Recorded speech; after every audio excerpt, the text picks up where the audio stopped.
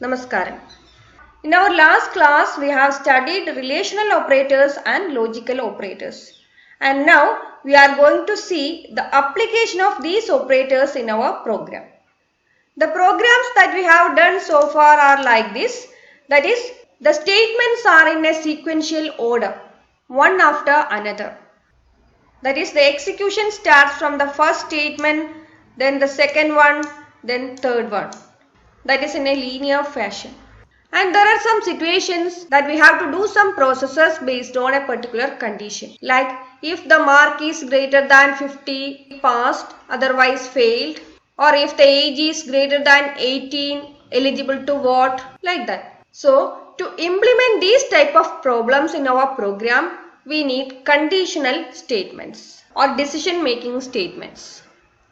In Python, the conditional statement is if, then condition, then colon, then inside this if you have to type the statements. We will learn through some examples. If true, print hello. See the output, hello is printed. That is, if the value after if is true, it will execute the statements in body part. Next, see if false, nothing is printed. That means if the value given after if is false, it will not execute the statement inside the if statement. That is the body part of the if statement. And instead of giving this true and false, we can give some condition which will return true or false. That we have already studied relational expressions. I have given mark equal to 60. Then if mark greater than or equal to 50, print pass. Here mark is equal to 60. So mark greater than or equal to 50 will return true. We will see the result, pass.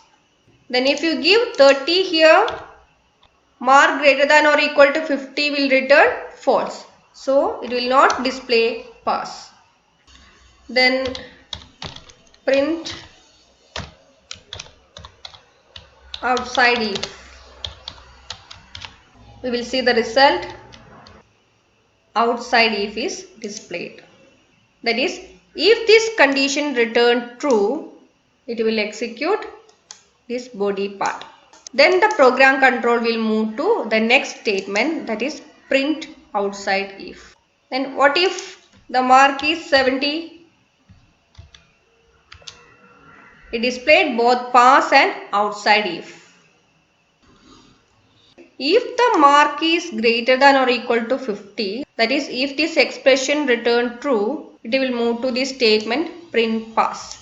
Then after print pass, it will come out of the if statement, then display this print outside if. See this question, program to display pass if the mark is greater than or equal to 50, otherwise display fail. We will see how to do this. Input mark from the user, mark equal to float of input,